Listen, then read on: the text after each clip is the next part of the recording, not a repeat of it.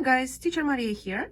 Today we are going to work on objects that are more complicated than just a monochromatic ball. You can find some objects at home. One that looks like a cylinder that has a line of symmetry and two flat circles on top and at the bottom. And another object that looks like a block. So basically it has a shape that can easily be put in a flat box, like this key. I have an HB pencil here and a 2B pencil, can be 4B, just to add some darkness to my key. Where will my drawing be on my paper? I will draw two together, and if I draw a group, I start with positioning the whole group. Next thing, I will break my group into parts. This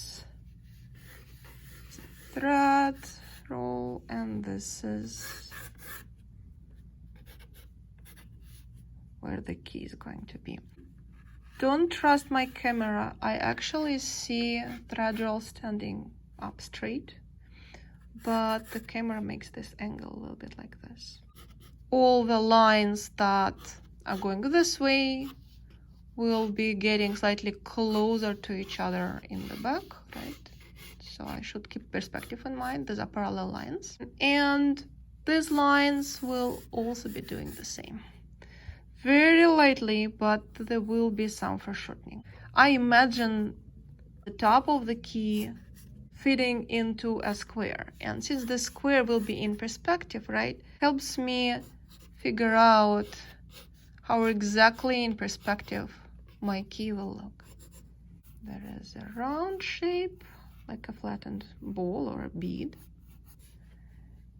And this looks like a cylinder put on the side. And then again, this I can imagine being part of a rectangle that is in perspective. Always keep perspective in mind when you draw a three-dimensional world. Okay, now how about my standing cylinder? Well, it actually helps to imagine a circle. A vertical central line is equal to horizontal central line. Now, if we start flattening my circle, rising it higher and higher and higher to the eye level, then you can see that vertical central line will start getting shorter and shorter and shorter, and the circle will be flattening and flattening, and at your eye level, it becomes a flat line, right? So which part is closer to the eye level? This part, right? This means it will be more flattened than the bottom part of it. Bottom part is closer to our feet, so it will be more open. And what helps if you draw the full circle, even if you see half of it. I'm lightening up my whole drawing a little bit. Once I have everything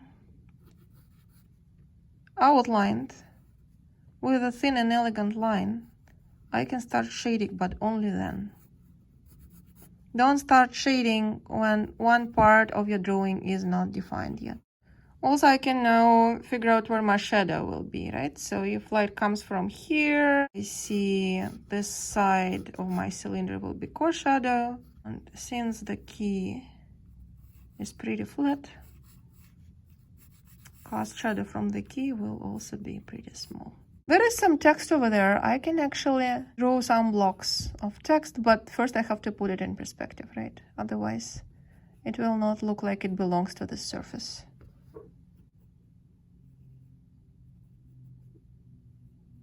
Smaller text can be just represented by a block. And remember this hatching and cross-hatching technique. I raise my pencil each time I make a stroke.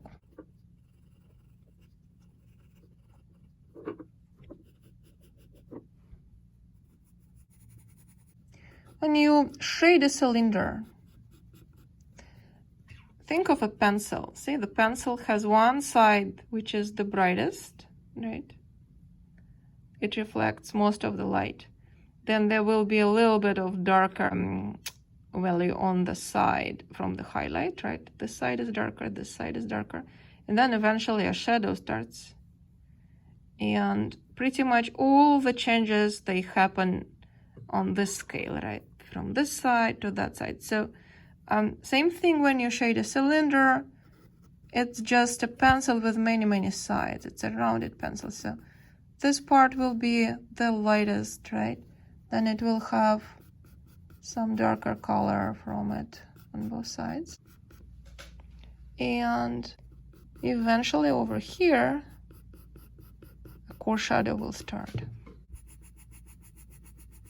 I think I will finish the thread roll drawing a cast shadow.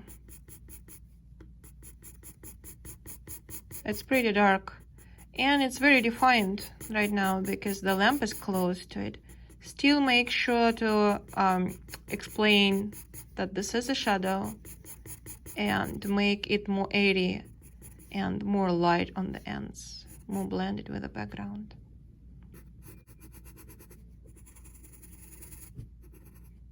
Kino.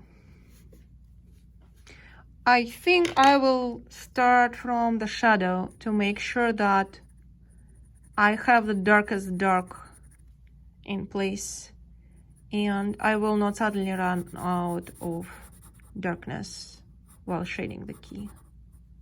Each time you start hatching your object, hug your shape with the strokes. Follow the shape with the strokes.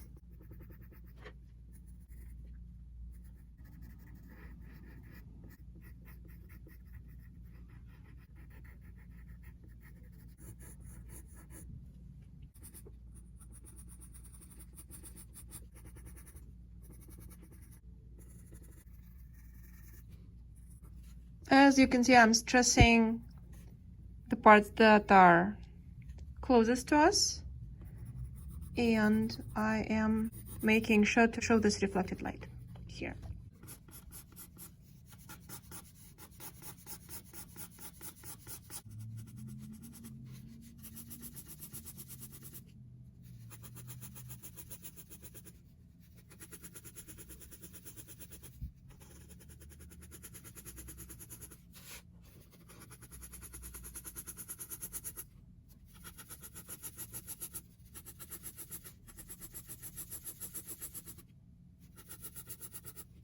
I want to make sure that the color of the background is different from the color of the key and the color of the thread roll.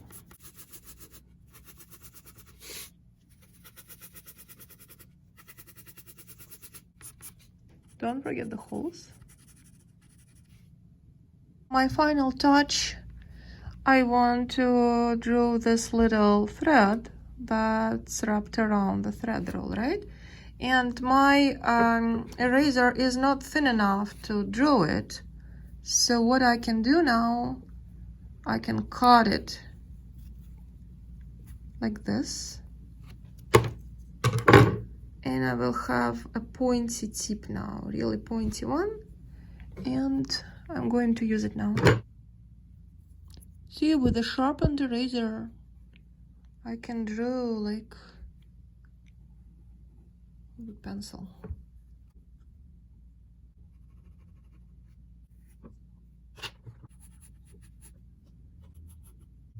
Final accents here and there.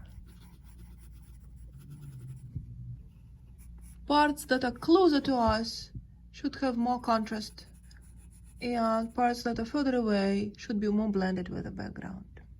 Okay, I have to get rid of this dirt and I think I'm done. This is my ready drawing. Here we go. Alright guys, let's start your study of small objects. Please remember, 2 objects are not enough to master it. Feel free to draw other small objects that you can find at home. Coins, keys, batteries, cups, etc, etc. Alright, let's start the class.